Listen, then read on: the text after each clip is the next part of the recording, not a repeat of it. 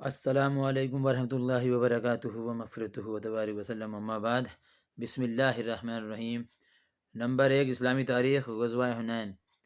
حنین مکہ اور طائف کے درمیان ایک وادی ہے۔ فتح مکہ کے بعد ملک عرب کے لوگ جوق و در جوق اسلام کی سچائی کو دیکھ کر دین حق قبول کر رہے تھے، لیکن اس ماحول میں بھی قبیلہ حوازن اور قبیلہ ثقیف کے مشرکین اپنی جنگی طاقت و قوت پر گھمنڈ کرتے ہوئے اسلام اور مسلمانوں کے خلاف تقریباً 20,000 پر مشتمل لشکر لے کر مقابلے کے لیے نکل پڑے۔ رسول اللہ صلی اللہ علیہ وسلم کو جب اس کی خبر ہوئی تو 10 شوال 8 ہجری میں 10,000 مسلمانوں کے ساتھ میدان میں پہنچے۔ اس موقع پر چند مسلمانوں کی نگاہ اللہ سے ہٹ کر اپنی تعداد اور اصلاح پر چلی گئی، اور یہ بات زبان سے نکل گئی کہ آج ہماری طاقت کو کوئی شکست نہیں دے سکتا۔ اللہ تعالیٰ نے مسلمانوں کو یہ بات پسند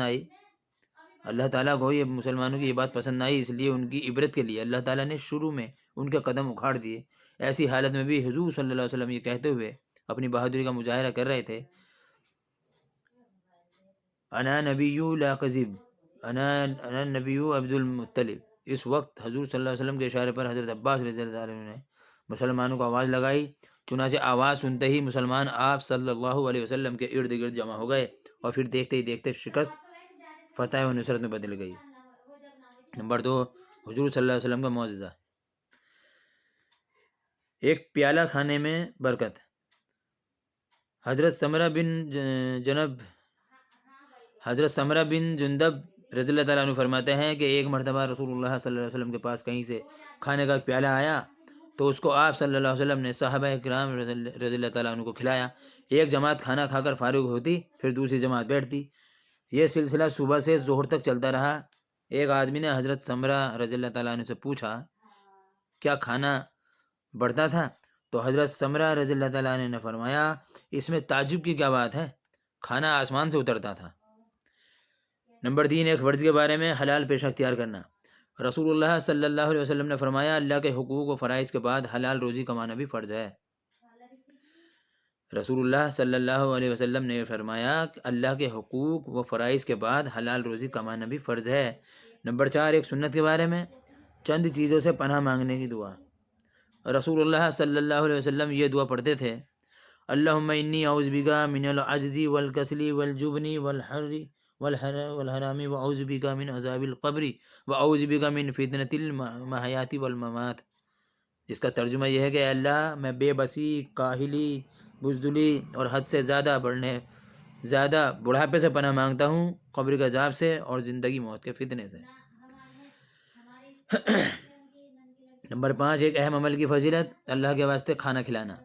رسول اللہ صلی اللہ علیہ وسلم نے فرمایا، مجھے اپنے مسلمان بھائی کو اللہ کے واسطے صرف ایک لقمہ کھلانا 1 درہم صدقہ کرنے سے زیادہ محبوب ہے، اور اللہ تعالیٰ کے واسطے کسی بھائی کو 1 درہم دینا 10 درہم صدقے کرنے سے زیادہ محبوب ہے، اور اللہ کے واسطے کسی بھائی کو 10 درہم دینا 1 غلام آزاد کرنے سے زیادہ محبوب ہے۔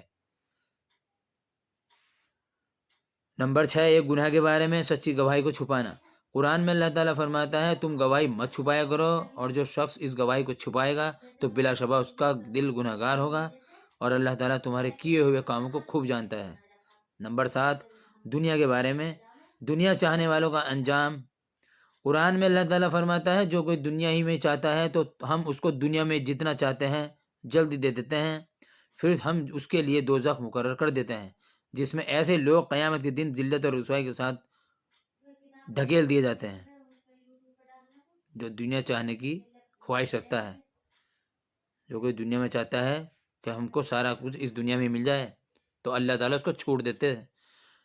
اس لیے اللہ تعالیٰ قرآن میں یہی تو کہتا ہے کہ ہم اس کو دنیا میں ہی جتنا چاہتے ہیں اسے دے دیتے ہیں، بہت جلدی دے دیتے ہیں، پھر ہم اس کے لیے دوزخ مقرر کر دیتے ہیں، جس میں ایسے لوگ قیامت کے دن ذلت اور رسوائی کے ساتھ ڈھکیل دیے جاتے ہیں۔ نمبر 8، آخرت کے بارے میں قبر کا عذاب برحق ہے۔ رسول اللہ صلی اللہ علیہ وسلم 2 قبروں کے قریب سے گزرے۔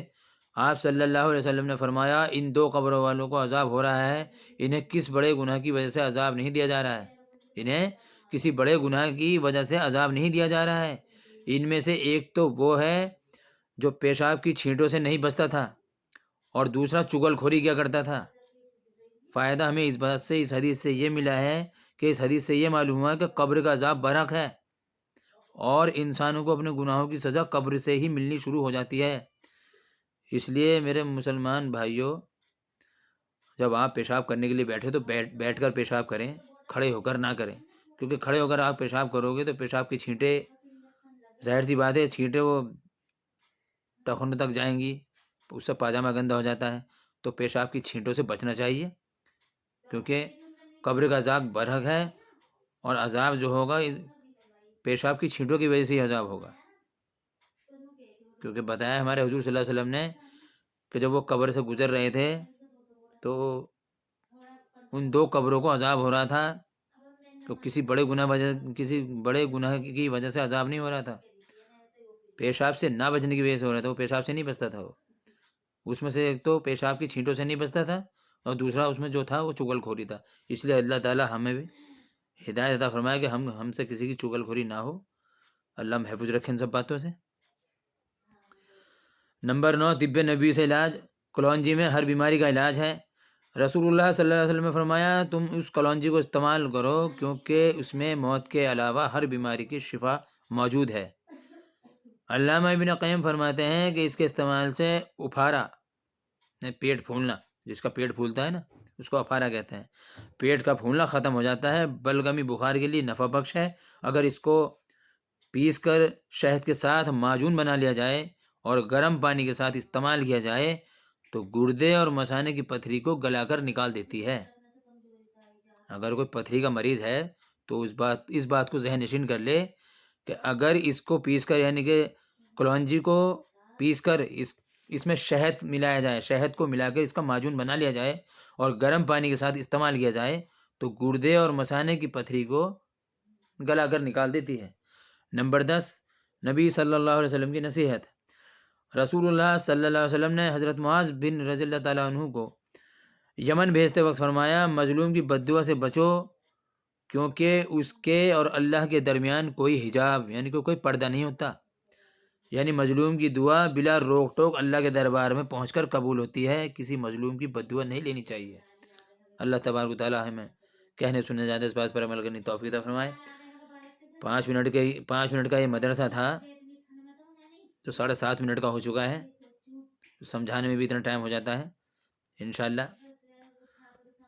اللہ آپ کو سب ہدایت دے۔ السلام علیکم۔